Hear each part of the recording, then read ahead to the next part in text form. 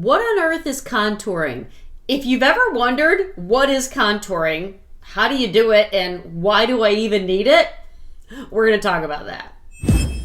Hi, I'm Dawn with Just Doing My Best. Welcome back to my series on easy makeup tips for mature women. Today we're talking about contouring, and if you've never done contouring or don't know a whole lot about it, in a nutshell, contouring is using makeup to make you look a little thinner, make you look like maybe you've had a little nip tuck. So I'm 52, and back in my younger days, in my teens, in my 20s, even in my 30s, I was thinner. My face, my skin was all where it's supposed to be. That's not really the case anymore. Now my face is fuller, my skin is falling. I could probably use a little work down here. Contouring gives the illusion that you've done that.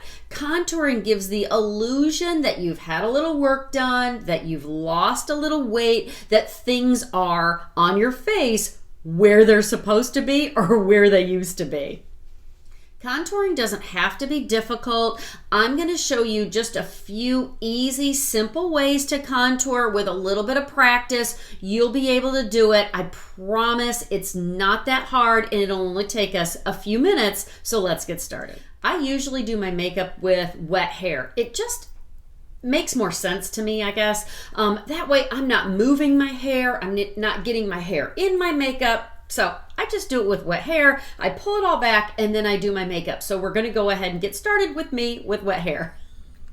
Okay, I'm gonna link all of the things that I'm using in the description below this video. So go below the video and you'll find the things that I'm using. And the first thing that I'm gonna do is I'm going to contour the cheekbones. And remember, contouring just means that you're attempting to make your face look a little thinner. That's all we're doing here. The one thing that I wanna say about contouring your cheekbones is, and I have said this throughout this entire series of videos, our face is falling. I hate to break it to you. You've probably already noticed. You have to keep that in mind for every makeup process that you're doing. Our face is falling. So where we used to be able to do that and then find the hollows of our cheeks and go there, now our face is falling, so we got to aim up a little bit, knowing that you're doing your makeup, you're looking at it. By the time you put your face up and you're done, it's gonna settle down just a little bit. Your face is falling down a little bit, so we're gonna aim up. So I'm dipping my brush in here. Remember, wherever you put your brush, it's gonna deposit the most amount of makeup. So I like to start in the back or in the middle, because if you start up front, chances are, if you're not really good at it, you haven't practiced a lot, you're gonna have a lot of makeup in one spot. So,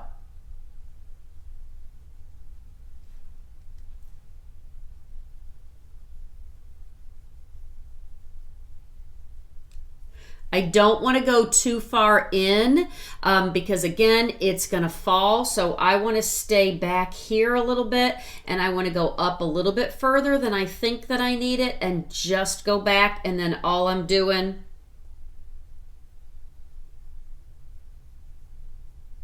is blending that in a little bit. Okay, I'm going to take the clean side of my brush and blend that in just a little bit more. But can you see the difference? Kind of blending that in a little bit. And if you can't see a huge difference, that's kind of what I want.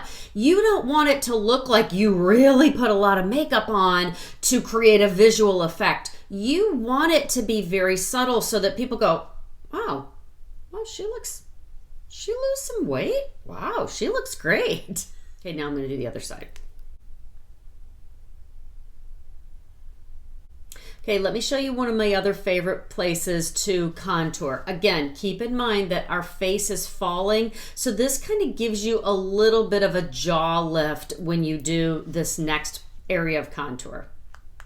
Now I'm gonna go right in here. So when I do this, I can kind of see a little bit where it needs to go, but over here on the side, I can definitely see where it's falling. So I wanna feel my jawbone and go right inside that and go from here all the way up. But again, I'm going to put that in there, but then I'm going to kind of blend it in just a little bit, and it just thins out the face and that jawline.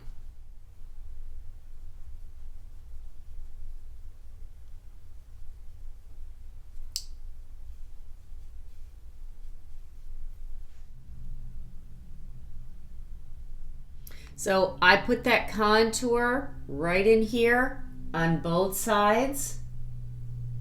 And then I took the clean end of my brush and kind of went right under where I put it to kind of blend that a little bit.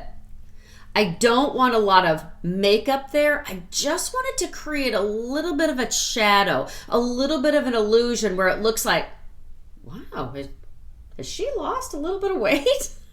Now, here's one of the other spots that you could do some contouring. And this is really helpful, especially if your hairline is receding. So what we're gonna do is we're gonna take that contour and we're gonna go right in this area right here.